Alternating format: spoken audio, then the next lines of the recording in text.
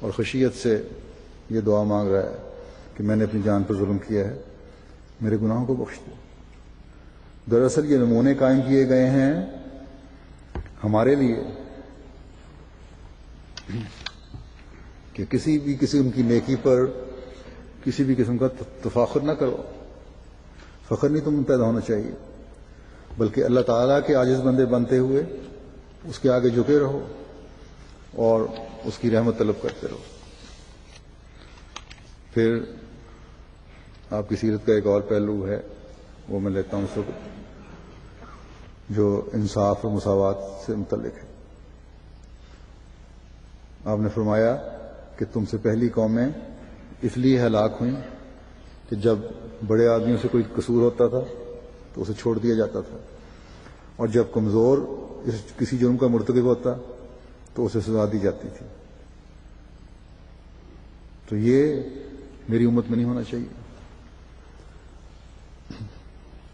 لیکن آج کل اگر ہم دیکھیں تو کثرت سے یہ نظر آتا ہے، بے انصافیاں مسلمانوں میں پیدا ہو چکی ہیں۔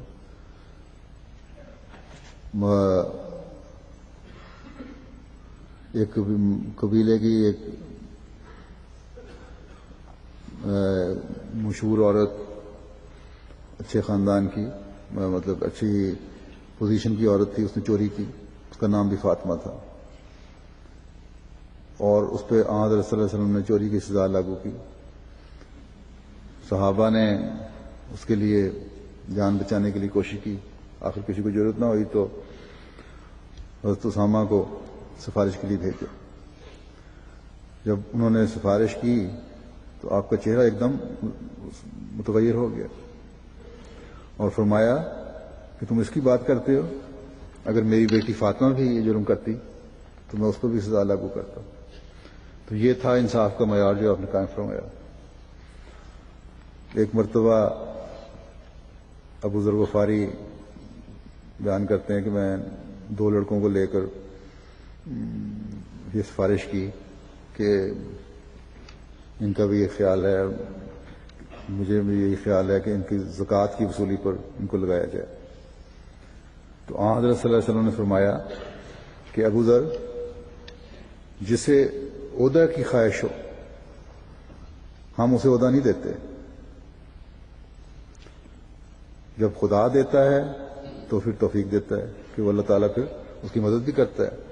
کسی بھی خدمت پر معمور کیا جاتا ہے کوئی شخص اس خواہش کے بغیر، تو پھر اللہ تعالیٰ توفیق دیتا ہے کہ اس کام میں اس کی مدد بھی کرے اور اس میں برکت ڈالے۔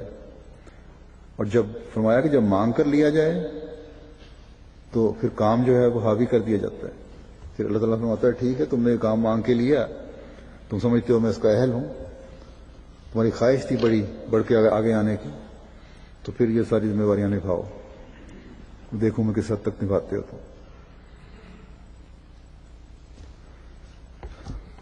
بس عہدے کی خواہش جو ہے اس میں نفس پسندی کا دخل ہے، اور اللہ تعالیٰ کو یہ بات بالکل پسند نہیں کہ انسان اپنے نفس کا اظہار کرے زیادہ سے زیادہ۔ آج بھی بعض دفعہ جماعت میں جن جگہوں پر، جن جماعتوں میں تربیت کی کمی ہے، جن لوگوں کی تربیت کی کمی ہے، وہ خواہش کرتے ہیں عہدے کی، اور بعض دفعہ علم نہ ہونے کی وجہ سے بعض جگہوں پہ اپنے آپ کو ووٹ بھی دے لیتے ہیں جب جماعتی انتخابات ہوتے ہیں۔ تو بہرحال اب تو اللہ کے فضل سے کافی حد تک ان باتوں کا قواعد کا علم ہو چکا ہے جماعت کے افراد کو، سوائے ایک آدھ جو نیا ہو، کیونکہ اپنے آپ کو ووٹ دینے کی پابندی اس لیے جماعت احمدیہ میں ہے کہ جیسا کہ حضرت صلی اللہ علیہ وسلم نے فرمایا کہ عہدے کی خواہش نہ کرو۔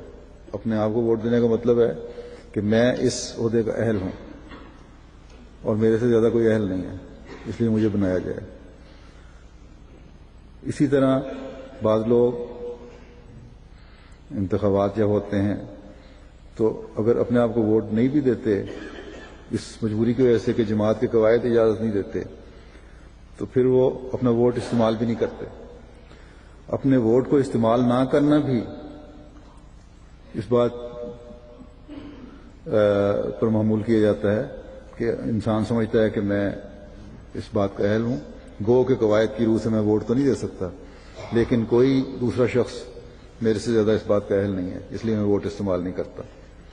تو اس بات سے بھی بچنا چاہیے، یہ بھی تربیت کے لیے بہت ضروری چیزیں ہیں۔ اگر کسی میں کسی بھی قسم کی صلاحیت ہے تو اس صلاحیت کا اظہار، چاہے وہ پیشہ ورانہ ہو یا اور علمی نوعیت کی ہو یا کسی بھی قسم کی ہے، تو اس صلاحیت کا اظہار عہدے داران کی یا دوسرے کی مدد کر کے کیا جا سکتا ہے، بغیر عہدے کے بھی خدمت کی جا سکتی ہے۔ اگر تو اللہ تعالیٰ کی رضا حاصل کرنے کے لیے خدمت کرنی ہے تو پھر عہدے کی خواہش تو کوئی چیز نہیں۔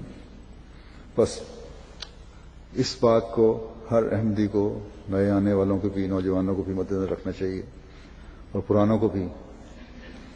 بعض میں نے دیکھا ہے پرانے احمدی بھی بعض دفعہ اس زوم میں کہ ہم زیادہ تجربہ کار ہیں زیادتی کر جاتے ہیں۔ ایسے عہدیداروں کو بھی خیال رکھنا چاہیے۔ عہدیداروں میں خاص طور پر بے نفسی ہونی چاہیے، نام کی بے نفسی نہیں بلکہ حقیقی بے نفسی۔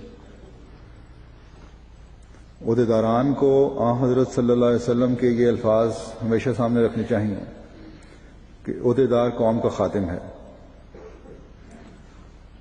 اور پھر ایک موقع پر حضرت ابو ذر کو مخاطب کر کے حضرت صلی اللہ علیہ وسلم نے فرمایا کہ عہدہ ایک امانت ہے اور انسان بہرحال کمزور ہے۔ یہ امانت ہے اللہ تعالیٰ کی طرف سے دی گئی، اور انسان کمزور ہے۔ اگر امانت کا حق ادا نہیں کرو گے تو اللہ تعالیٰ نے فرمایا کہ پوچھے جاؤ گے۔ بس اس امانت کا حق ادا کرنے کے لیے انتہائی عاجزی سے اپنی پوری صلاحیتوں کے ساتھ اس کو ادا کرنے کی کوشش کرنی چاہیے، اس خدمت کو۔ پہلی بات تو یہ فرمائی کہ عہدیدار خادم ہوتا ہے قوم کا، خدمت کرے اور پھر اللہ تعالیٰ سے ہمیشہ دعا مانگے کہ ہر معاملے میں، ہر قدم پر، ہر لمحے پر اللہ تعالیٰ میری رہنمائی فرماتا رہے۔ تو تبھی عہدیدار اپنا عہدے کا حق، خدمت کا حق صحیح ادا کر سکیں گے۔ بعض دفعہ میرے پاس بھی لوگ آتے ہیں، کوئی پوچھوں کوئی کام ہے، بتاتے ہیں جماعتی خدمات کا، تو نوجوانوں کی تو میں عموماً یہ اصلاح کر دیا کرتا ہوں۔ جب بھی پوچھو کہتے ہیں میرے پاس آج کل یہ عہدہ ہے، تو اکثر میں ان کو یہ کہتا ہوں تم یہ تمہارے پاس عہدہ نہیں، تمہارے پاس یہ خدمت ہے۔ خدمت کا تصور پیدا کرو گے تو سب تبھی صحیح طور پر خدمت کر سکو گے۔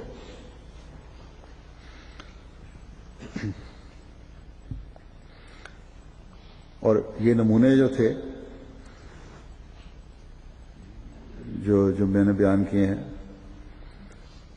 سب کا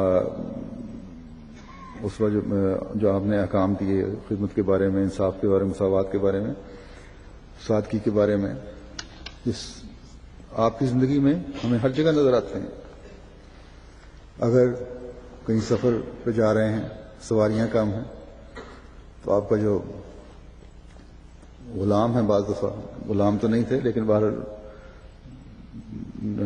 صحابہ میں سے جو کم عمر بھی تھے، سواریاں اگر بانٹی گئی ہیں دو دو کو، تو آپ کے حصے میں دوسری سواری آئی تو آپ نے جس طرح اپنا حق استعمال کیا سواری کا کچھ وقت کے لیے، اسی طرح اپنے ساتھی کو بھی دیا اور خود پیدل چلے۔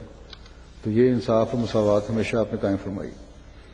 پھر دیکھیں اللہ تعالیٰ کا یہ فرمان جو ہے کہ وَلَا يَجْرِمَنَّكُمْ شَنَآنُ قَوْمٍ عَلَىٰ أَلَّا تَعْدِلُوا اعْدِلُوا هُوَ أَقْرَبُ لِلتَّقْوَىٰ، اور کسی قوم کی دشمنی تمہیں اس بات پر آمادہ نہ کرے کہ تم انصاف نہ کرو، تم انصاف کرو کہ وہ تقوی کے زیادہ قریب ہے۔ یہ اللہ تعالیٰ کا فرمان ہے۔